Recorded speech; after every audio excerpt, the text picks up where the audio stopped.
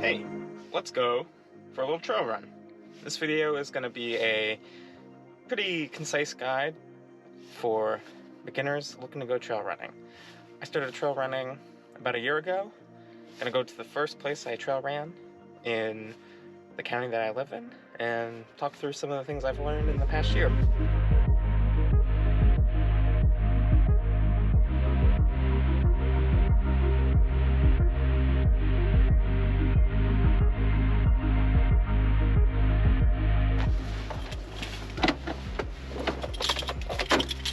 Alright, native to County Park.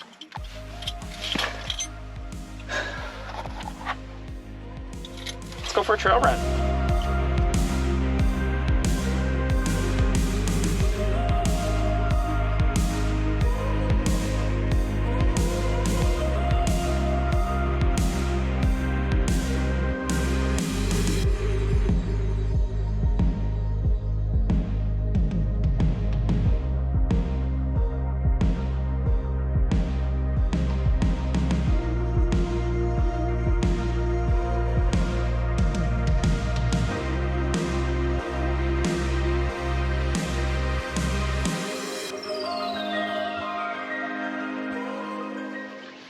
You want to start trail running. The simplest thing to do would be to find a trail and run. Wear what you've got, sneakers, tennis shoes, whatever, boots. Just get out there and run. That's the simplest version of this. I can appreciate that kind of simplicity, and I think there's something to that.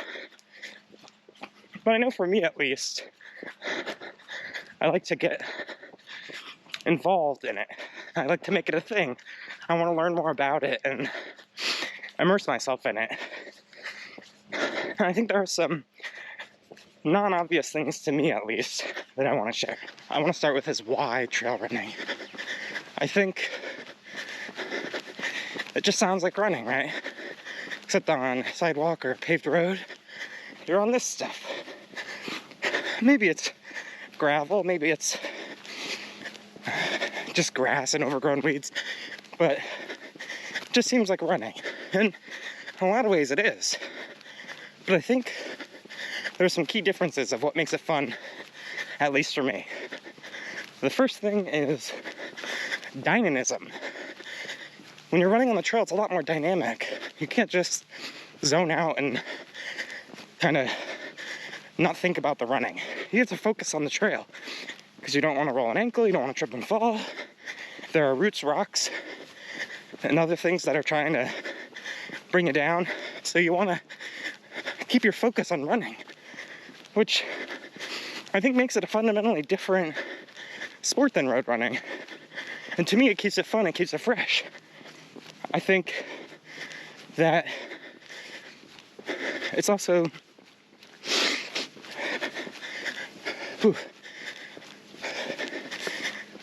second thing is that you get to see a ton of nature. I mean, you can see nice farms and cities, people and houses, different things while road running. But if you're into nature at all, you can see some pretty cool things. And this is just my little local county park. You can scale mountains and see rivers, lakes, streams, oceans. If you appreciate the view, trail running is great. Back to the ground. The ground is generally softer and more forgiving than concrete, asphalt, different types of road running surfaces, which between that and the uneven terrain, you use quite a bit different muscles. I find my feet and my knees are less sore, which is something that I can definitely appreciate. I think the final reason why is there's no traffic. Sure, maybe there's trail traffic, people on foot, but that's really not too bad. There's no cars, it just feels less dangerous in terms of running on the road. You don't know if people are texting on the phone, paying attention, whatever, doing their taxes. And I appreciate that. And I guess a side note to that, the truest final reason, even though I'm sure there are many more, is there's just a level of solitude to it. You're kind of getting away from it all. And I can appreciate that. It does a lot for me, and it's great to get out and enjoy the trails. Once you've decided you want to go trail running, I think the next question is, where do I go? This is going to vary based on where you live and what kind of shape you're in or what kind of adventure you want to get into. You got flat things like rail trails, which used to be railroad lines, that a lot of places, states, cities, counties, have turned into bike and running paths, walking paths. Those are great. You can get out in nature and enjoy that, but it's pretty flat. And for me, personally, they're a little boring. But you can definitely start there. You can go find a state forest. You can find national forest or national park, state park. Your county, your city might have different parks. You'd be surprised what's tucked in. The best place I've found, best luck I've had, are two things. One, All Trails. All Trails is an app and a website where people can submit their hiking trails, and certain ones become featured trails that show up in search in various places. You can record your own hikes. If you're a paid subscriber, you can download the maps offline, and your GPS still works when there's not cell service, so you can see where you are on the map, which is great. But All Trails is really nice. You can type in any location and find the parks, trails, and maps of where you want to go, as well as interesting data about the difficulty, the length, the elevation profile, that'll really inform where you go. So, All Trails is a great resource. You can really find a lot, and it'll get you pretty far. If you're just starting out, even just running, I would start looking for loops. Well, let me take that back. I think I would start with out and backs. Out and back means you start someplace like a parking lot, you go to a point, and you turn back and come back the way you came. That way you're more familiar with it. Usually there are less turns you have to make. It's still fun. It feels like a different thing on the way back. So start with out and backs, or whatever you feel like it. I'd say a few miles will do you pretty good to start. In All Trails, you can set a range of mileage you want for trails, which will then help you find where you want to go. Once you get more familiar with All Trails and just using trails, you can actually zoom in on the suggested trails on All Trails and see other trails on the map. And you can then map out your own routes, which is pretty darn fun. It feels more like an adventure, and highly recommend it. All Trails doesn't have every single trail, but it's pretty decent. And then you can supplement it with maps. And maybe I'll share more about maps in the future. If you're new on the trail, you'll see these markings on trees called blazes. Usually they're singular. That's too far away, I'll walk up to it. But usually they're singular vertical paint stripes. If you see two at an angle to the left, that means go left. If you see two to the right, that means go right. I'll show you these up here. They help you make sure you're on track. So this tree, you got the orange blaze and the white blaze. That means there are two trails that share the same path. So this is white and orange. You'll see some more blazes up there. Maybe not on camera, but I can see them. I'm gonna keep going. I see over here on a tree a white blaze. So the white blaze comes up through here, and that orange blaze goes the other way. But they converge and overlap for a bit. Keep an eye on the blazes. If you got your phone and the map offline, like on All Trails, you can, there's that white blaze. If you got the map and you're prepared for no service, Your phone GPS will still work, so you can use that to help you if you get lost. But blazes are also useful. If you pick a trail, know what blaze you're on, really help you out. Not all trails are blazed, so you gotta be aware of that. But for the ones that are, it's a big help.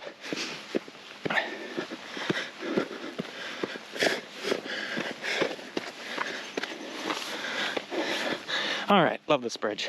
Great bridge.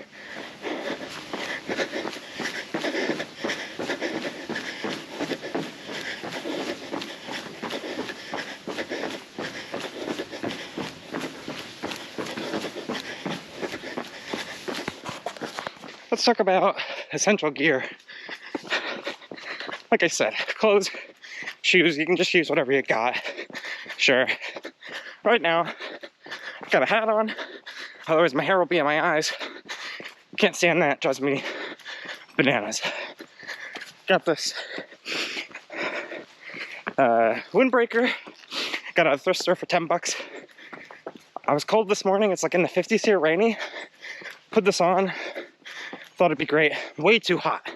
You gotta realize when you're running, you warm up. So, I think I'll take this thing off soon. Underneath I've got like a moisture wicking, polyester, or some kind of like poly mixture with cotton from Old Navy. I don't know, don't buy like expensive running clothes. Especially if you're just getting started, like Old Navy or thrift stores, different places have pretty good stuff. You can also just wear a cotton t-shirt, you know, when you got, doesn't matter. I've got running shorts on. They've got the kind of underwear aspect built in, which is huge. This is a really fun section. They dry pretty quickly, so that's the shorts. I don't know, I got some running shorts, they're fine. It's just nice because I don't have to worry about underwear and chafing. They treat me well. I've got a few pairs, wash them, and rinse and repeat. For shoes, I've got these Brooks. I think they're the Cascadia 15 GTX. I think the GTX stands for Gore-Tex, so they're a little bit waterproof. They're great. They're different than normal shoes in that they have this good treading. So that treats you really well when it starts to rain, like just now, or when you're almost tripped. We'll get to that soon. But yeah, the trail shoes make a huge difference. Like on this terrain, flat sneakers like road shoes try to have least traction. Probably some science, I don't know it, but you want to have good grip. So trail running shoes, not a requirement, but I'd say pretty darn important. And there's a whole ton of them. People have opinions. I like these. Do whatever you want. These are kind of expensive. They're like 160 bones. So that's something to be aware of. Like what I'm wearing now will get you pretty far. You can do 3, 4, 5 miles. No problem. And then from there, you want to start thinking about water and food. In terms of water, I'll show it later. I have this little handheld bottle that has a little pouch in it. Put keys and some bars or whatever to snack on. You can get a running vest. Those come in all different sizes. They're great for longer runs where you want to pack more food, more water, water filter, that kind of stuff. That's beyond beginner, I'd say. That's more like intermediate. You're comfortable with the trails. So you don't need too much gear. Sunglasses on a hot day. Don't forget sunscreen, and you'll be good to go. All right, this is a fun section.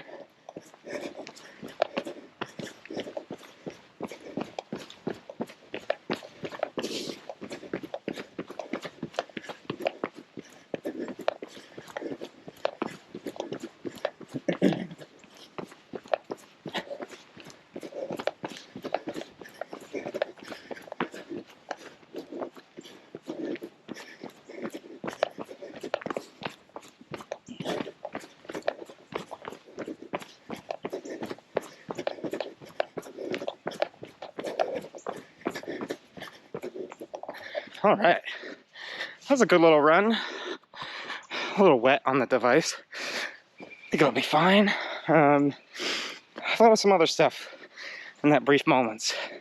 I'd say bring your phone with you. If you're going somewhere new and you don't know the trails, your phone can be a big help. Maybe you'll have service, or if you have the map downloaded offline, like all trails are, there's like free mapping services you can download, different apps, and that'll still show your GPS, because right, GPS is global, doesn't use self-service for positioning, and then you can use that to figure out where you are, which can be really helpful, especially if it's your first time going out somewhere and you don't know.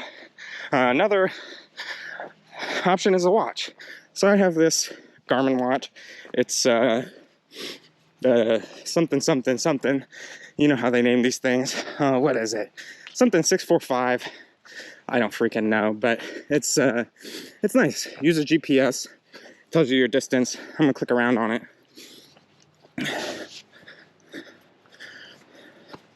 It shows you your map, so you can zoom out and see where you're going. This is really helpful. It has functionality where it can direct you back the way you came, or a straight beeline to the starting point. It's also nice to just know how much farther you've got.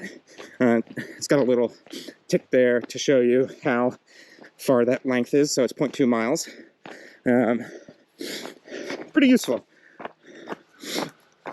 Wouldn't say it's required. I didn't get one until I was trail running for maybe 4 or 5 months at that point. Some people I know don't have them at all. That's totally fine. Your phone can get you by. Your watch can get you by. You don't have to track it at all if you don't want to. You know, it's your run. You choose what you want based on your budget. But those two things will help you, and there's some good safety features there too. As you keep running more, maybe you'll care about pace, and they can tell you your pace and how fast you're going, and that's pretty useful. You can also use your phone with an app called Strava to track your runs, and Strava's pretty nice. You can make friends and follow different runners, keep up with how people are enjoying the outdoors and moving their bodies. So Strava's pretty cool too. I think that's it for gear. Let's move on to some other things. Safety. It's something worth talking about. You, I think, are a little more at risk when you're trail running. You're moving fast over uneven terrain. You might trip, you might fall, there might be wildlife out there. There's some things to be aware of. I'm not a safety expert. I think I have more to learn and grow in this area, so I think seeking out some of your own resources helps. But be aware of the wildlife that might inhabit that area. Don't mess with them, right? Leave them be. If you're really worried about injury and you're deep in the backcountry, there are SOS devices like the Spot Tracker and the Garmin Reach Tracker, but I don't think that's for beginners. But something to look into if you're really worried. If you get hurt, let's say you roll your ankle, something I do all the time. Not all the time, that's an exaggeration, but pretty regularly I roll my left ankle and injure myself. Take a break, walk it off, see if you can walk out. If you have self-service, you call someone for help. Same deal with if you get lost. See if you can call someone. You can maybe call the office if you don't have self-service. You know, use the tools at your disposal. It's kind of, there's a little bit of risk here, and it requires a little information, but you know, go out, don't sweat it too much, and have fun.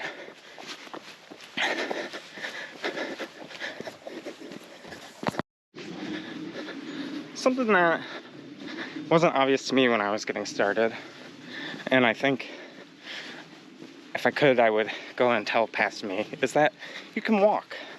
Take breaks. It's not a race, unless it is a race. But even so, you can walk, take breaks, take it easy.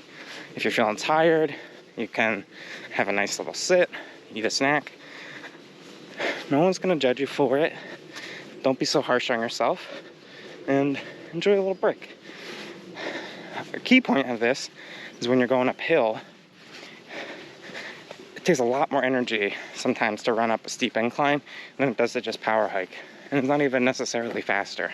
So, you know, take that in consideration.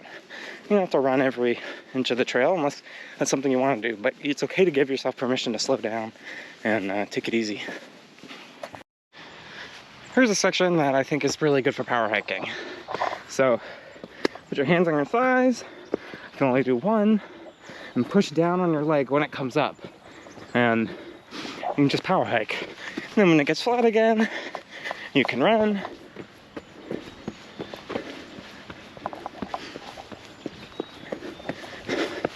And then when it gets steep again, you can power hike, you can walk, take a break. But power hiking is really nice.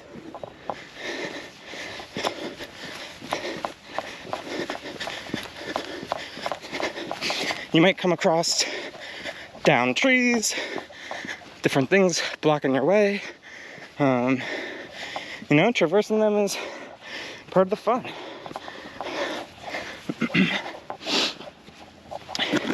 Wet logs might be slippery, so keep that in mind. Okay, I'm 4 miles in. Let's finish this run.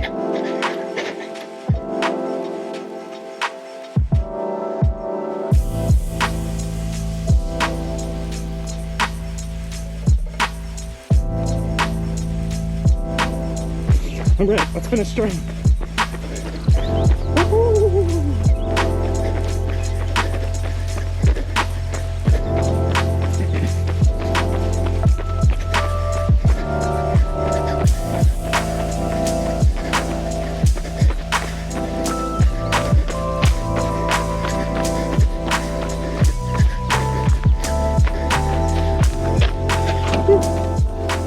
Something I didn't talk much about that I want to just include is the importance of drinking water and eating. If you're going out for longer than an hour, or if it's really hot out and you're going to be sweating a ton, important to bring water. On longer runs, I'll bring a water filter if I know there are going to be water sources, and filter the water so I don't have to carry as much with me.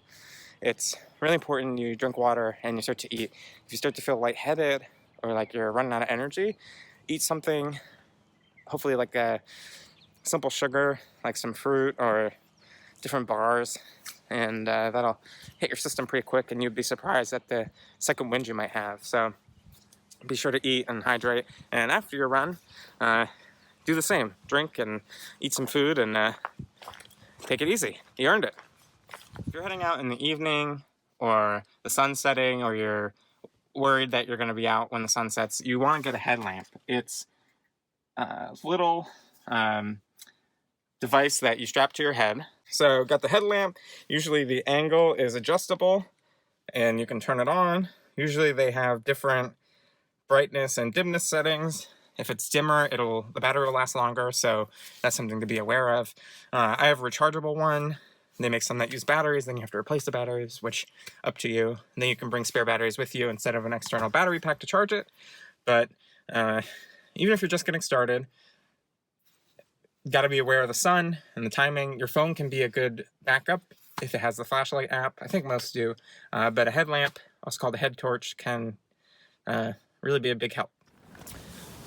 There was just one more thing I wanted to share, which is that if you're enjoying running, trail running, getting out there, check to see if there's a local running club in your area.